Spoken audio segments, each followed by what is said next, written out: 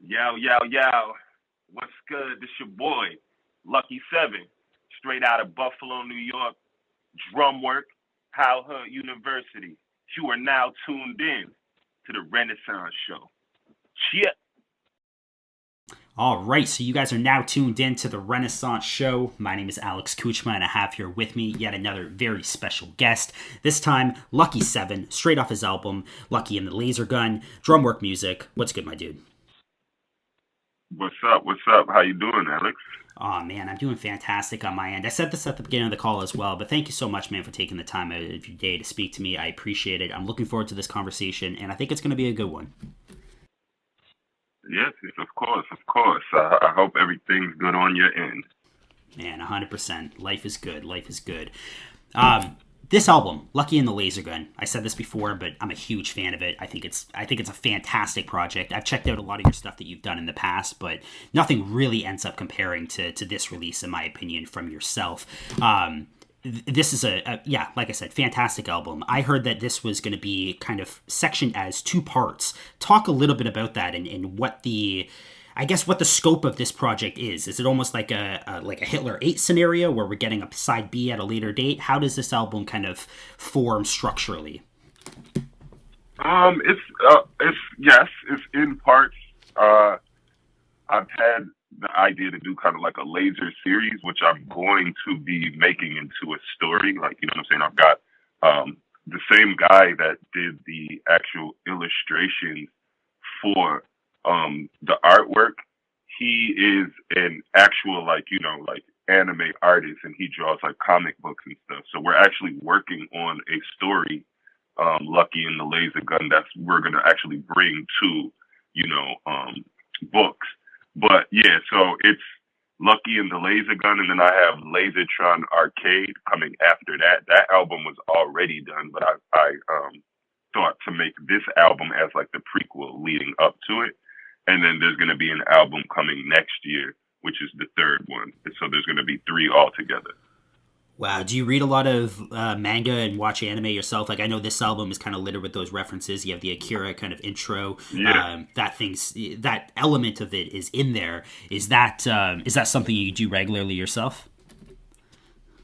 Yeah, I'm more into watching than reading. Like, if I read, it's usually on, like, you know, websites. Like, I don't really order the books or anything like that. You know what I'm saying? I usually read them online or just watch the anime, you know. But yes, Yeah. I'm very much so into that anime. Yeah, I love it. Man, I think this album really ends up shaping up well, and the themes that are kind of spread throughout, like those kind of anime references. I think they do something to, I guess, tie the album together, add some cohesion, right? A lot of the samples, you have these kind of boom bap beats, but littered with some synths here and there, and it kind of gives you this retro 80s feel to a degree as well. It does really feel like a cohesive project. Yes, yes, yes. That's what I was going for. That like late '80s retro sound, heavy synth, and Lasertron Arcade. Like that just doubles down on it. You know what I'm saying? Like I said, it's already been done. So this is the concept that I've been formulating for a while. So it definitely doubles down on those sounds and just kind of goes even harder into like a nostalgic feel. The previous projects that you were putting out as well, and you put out a lot of projects over the last few years, I don't believe any of them were on Drumwork. Is this their first album that's technically on Drumwork, or is this album still not on Drumwork? What's the relationship with Drumwork for your projects? So yeah, I work with Drumwork. Lasertron Arcade is supposed to be put out on Drumwork. This is Gotcha. more like because I have an independent label too called Howard University Records. This is more so like a Howard and Drumwork collab. Gotcha. Tell me about actually getting signed to Drumwork, because you were working with a lot of those artists over the last few years. You've worked with Conway in the past. You've worked with people like El Camino and people within that kind of Griselda movement. But this seems to be kind of a further stage in your career anyways, in terms of identifying with these guys in terms of family connections. Right. Yeah. Tell me about Drumwork. Yeah, so Conway has always been for a long time. You know what I'm saying? Like that's like we call him bro. That's like bro. Yeah. So we've always been working together. You know, you might not know it or not, but I do a lot of arranging, and I'm in the studio with him when he makes his albums. You know what I'm saying? So he kind of trusts my ear and trusts my kind of like direction sometimes.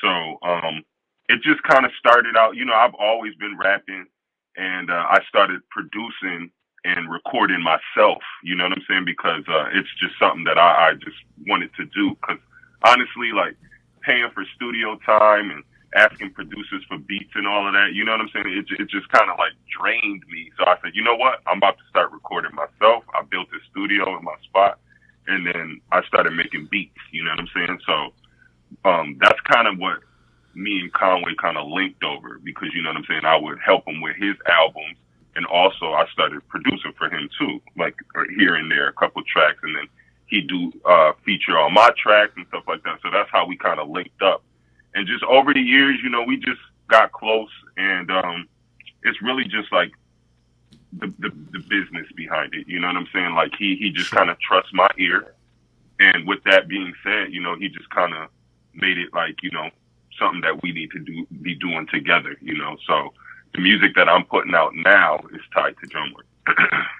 The kind of early Drumwork relationships, so people with like Conway the Machine, for example, were those relationships formed on a production tip and you handling the production? Because I said this at the beginning of the call before we started recording, but the first thing that I ever heard from you would have been on El Camino 1, and that was solely production. That was like Food Lords and that kind of shit. I think you made a couple songs off there, to be honest. But yeah, what were those kind of early connections just strictly production, or were you also kind of with them in terms of rapping as well? Yeah, rapping too. Like because if you go back, I like around that time I put out an album called 5-3 Creed. Yep. Bad Luck, and yeah, they all featured on there. Those are the homies. You know what I'm saying? So, but as far as Drumwork really started only like, I'd give it like at the most 2 years ago. It was really just formulated. Yes. It was really Griselda, Conway working with Griselda, and I was working on those projects he was putting out. So Drumwork is new, and I was around for that. Like, the idea of starting Drumwork, Conway wanting to sign Skis and Love, all of that stuff. Like, we was there, you know what I'm saying? Like, so Drumwork is still very new. Yeah, we haven't even got like a Drumwork project, right? Like, correct me if I'm wrong, but I don't think we've got a Drumwork release. Well, technically no, but yes. Like from King to a God is technically a Drumwork release, but it was also like Empire too. You know what I'm saying? So there was it wasn't just Drumwork by itself. We haven't really got a Drumwork album yet. You're right about that. Yeah, well, it didn't feel, I guess, not so much in terms of a label, but in terms of like a roster, a collective coming together for one specific album. So something like Black Soprano Family has put out projects under Black Soprano Family, and it's all those dudes together kind of fucking around and making music. I feel like we haven't got that from Drumwork, right? No, not yet. No. Is something like that coming? That would be amazing. Yeah, not yet. Talk about the yet. Yeah. Well, I don't have too much information, but the idea, exactly what you're talking about, has been floating around for some time now. So soon it's going to be happening. Fair enough. Talk about mixing and mastering as well. Is that something that you're also kind of handling the duties of for something like Lucky and the Laser Gun? Because listening to Lucky and the Laser Gun and then going back and listening to some of your older projects after that release, you can tell like the actual sound of the album, it sounds better. Like it's a more polished album. Not taking away any of the grit and the hardness to it, but it is a more polished project. It sounds better. Yeah, no, I work with a dude named Brad Launcher. He's like one of the best, honestly, like out here in Buffalo, but he actually moved to LA. He got a gig out there, but we still, I still give him my music, and he mixes and masters it. But Yeah, that's just kind of like trial and error. You know what I'm saying? Like the first couple of projects, really what it is that I wanted more of like a heavy bass, like low end sound on them. Sure. And, you know, just like over the couple, you know, this is the seventh one since 5-3 Creed, but just in that process, you know, just kind of listening and experimenting, I think that we got the sound right. Like it's more of like a high end, you know, my vocals rest more on top of the beat instead of in the beat. You know what I'm saying? Like it's just trial and error. But I do agree with you. I think that the sound is most elite at this point.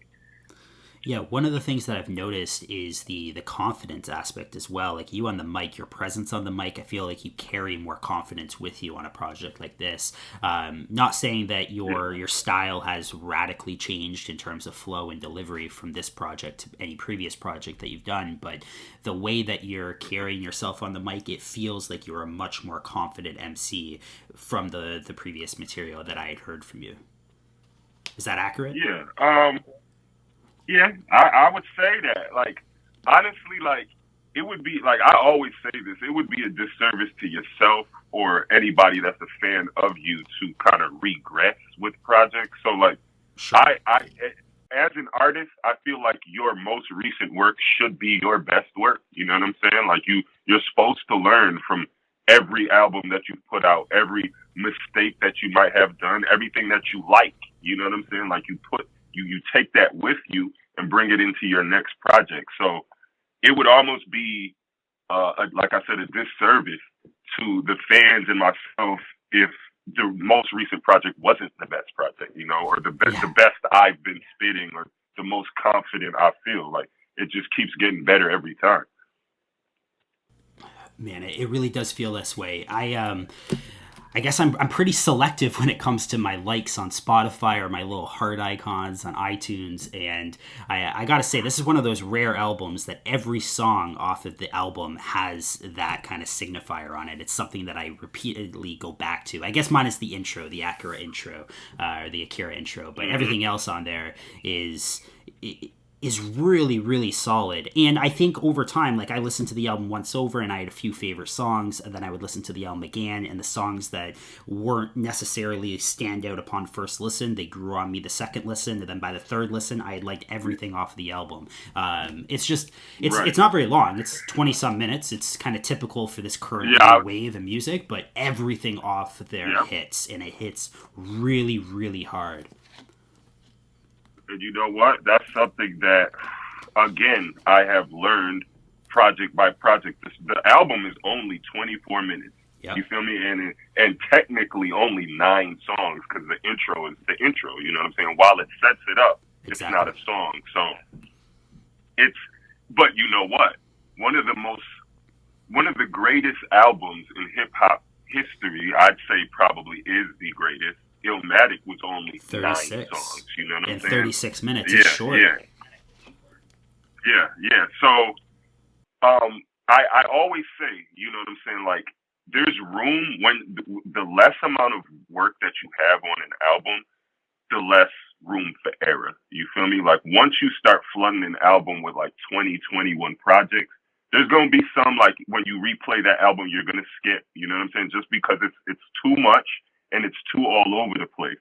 I'm trying to make these albums, like, from moving forward, not necessarily short, but condensed to a point where it's like there's no room for error. Like, every song, like, there were more songs on this album, and I took them off, you know what I'm saying? Just because I was like, I don't like how that feels. I don't think if I was listening to this 10 times back to back, I'd listen to this song. I might skip this one. You know what I'm saying? Like, it's just, like songs were removed just so I could get to those songs so it feels complete and people could just roll through the whole thing and not feel like it's like a task to get through. Yeah, I feel like that is something that people are trying to capitalize, especially on this new wave. They're trying to capitalize on that idea. But as you said, the less songs that you have, the less room for error. And I'm not going to say like other projects from this wave, because I happen to really fuck with a lot of the music that's coming out of this kind of new wave, this new Renaissance period that we're in. But And so I don't want to say they're necessarily errors, but it's still very, very rare to see a project, even at 20 minutes, even at 7 or 8 songs long, you still generally have a few songs that just don't quite hit as hard as some of the other shit. Like something like Orange Soda is a banger. It's the first single off the album. Flea Lord comes in. The hook off there is catchy to a degree. It's a stellar song. But when you listen to the rest of the album, every other song could be treated as a single in that same caliber. There's no steps to this album. It's all dope. It's like all perfect. It's like a perfect album. It's amazing. Thank you. I appreciate that. Yeah. But like I said, this is like a trial and error thing. Sure. You know what I'm saying? Like it's a learning curve. It's learning from okay, well that won't work, and really sitting down with this album and saying like, okay, like I like to take myself as the artist outside of it and become a fan of my music. Like I try to detach myself. Like after the music is made, I try to sit there and say, okay, what if I wasn't Lucky Seven? What if I was just some person who heard this for the first time? How would I receive it? And you know, I judge myself that way. Like little things like, I don't like how I said that. I don't like how this sounds. This whole song right here, it would get boring after a while if I heard this album 6 times. You know what I'm saying? Like I think about it like that. And that's how I kind of like dissect the album to get it to what it is. Man, undoubtedly one of my favorite albums of the year, and I think by the end of the year it will definitely end up being top 10, top 5 material. This is a really, really solid project. I think it's a great introduction to you as an artist. I feel like after you got signed to Drumwork, after that is kind of, I think a lot of people are starting to check in on you because of that relationship now with Drumwork music. I feel like this is a great introduction to you as an artist. Not saying that the other material is whack. I love the other material, and I've been listening to it as it comes out over the few years, but I will say that it hasn't resonated with me to this degree until now. And so yeah, really, really solid project. Definitely one of my favorites. I want to talk about your relationship with El Camino, because El Camino is one of my favorite artists. I interviewed King Ralph for episode 1 of this series, and I'm just a big El Camino fan, but also, again, you to me kind of started with my relationship with El Camino from El Camino 1, and El Camino has been steadily on your projects. So not just this album has 2 songs with El Camino, more than any other kind of guest feature. There's no one on there multiple times other than El Camino and of course yourself. Previous albums, El Camino has kind of laid a couple verses as well. What's your relationship with El Camino like? Well, you know, that's like, honestly, like out of anybody, he feels like the most like my family. Like, you know what I'm saying? Like he feels like my little brother, you know what I'm saying? Or like my cousin.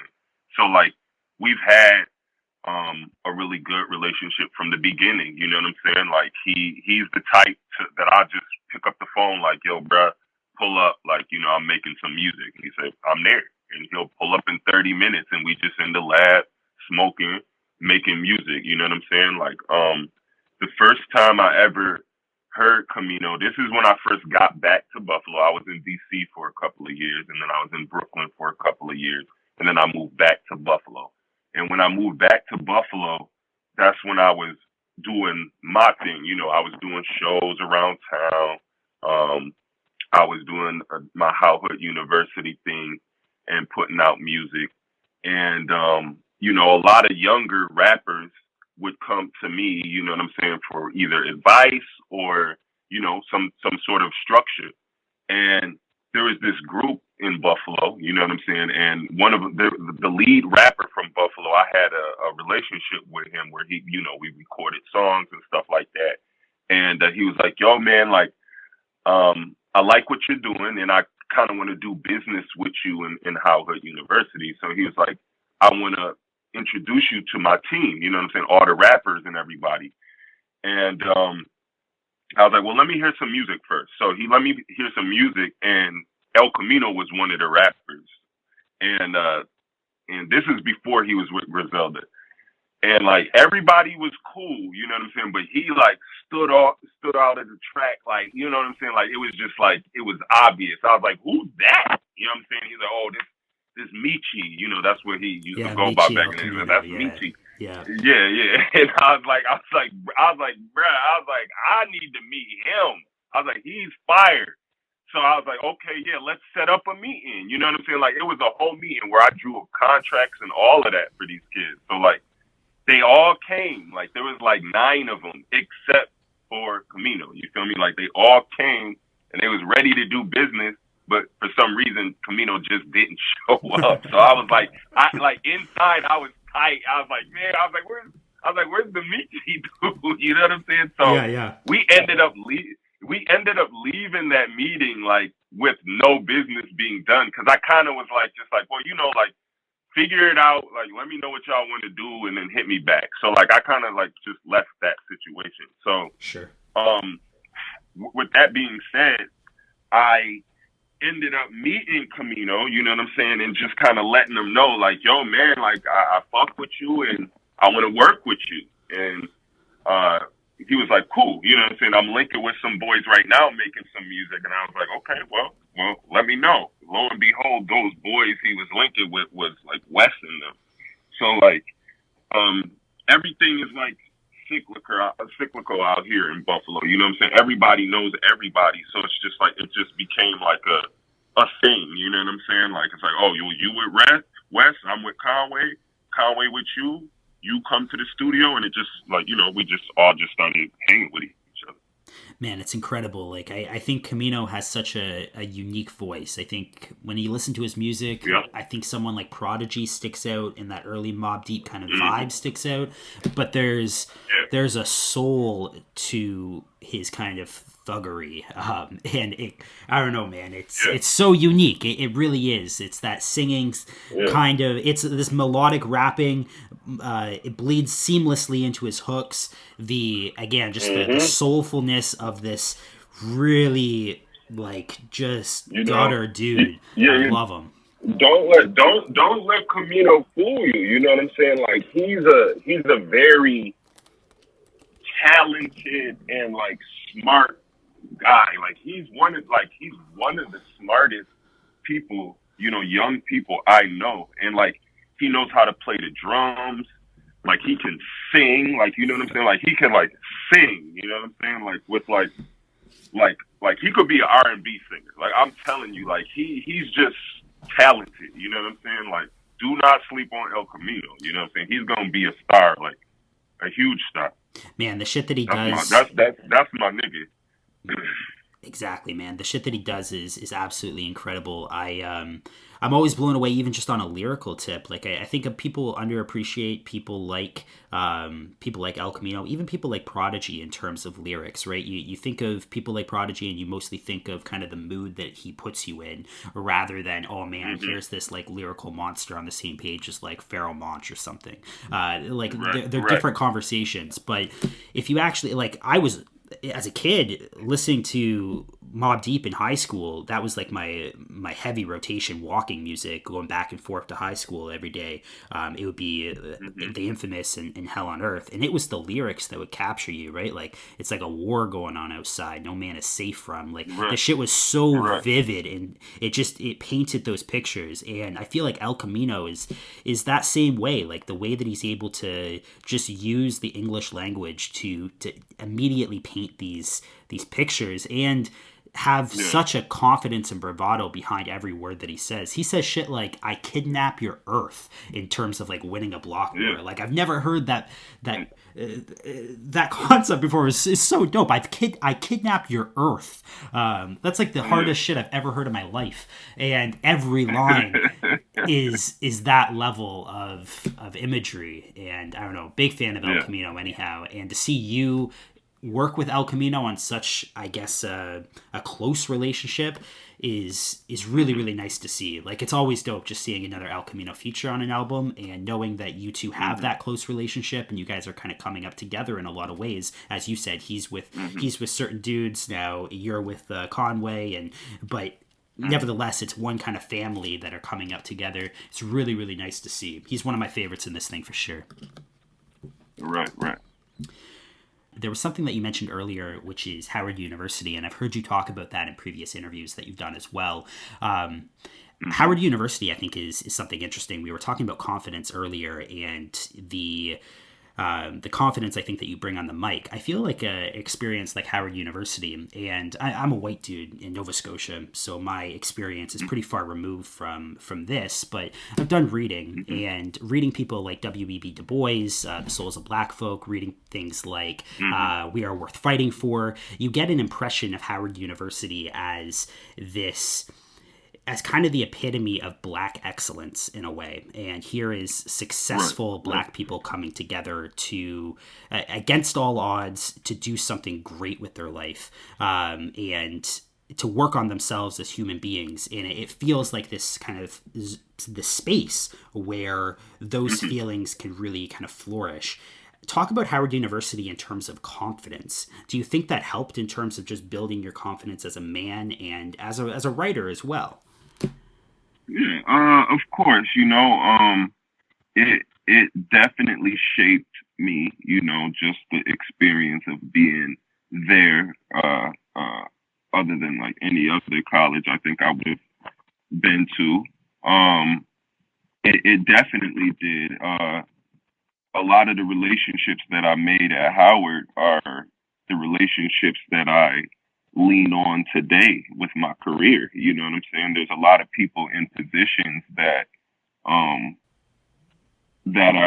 you think is like, whoa, like, you know what I'm saying? A lot of people I know from Howard are doing big things. Like they're actors and actresses, and like in companies, like, you know what I'm saying? Like that they're actually doing like great things, but that's what Howard breeds. Like it's just like you said, like an excellence of African Americans. So it definitely shaped me.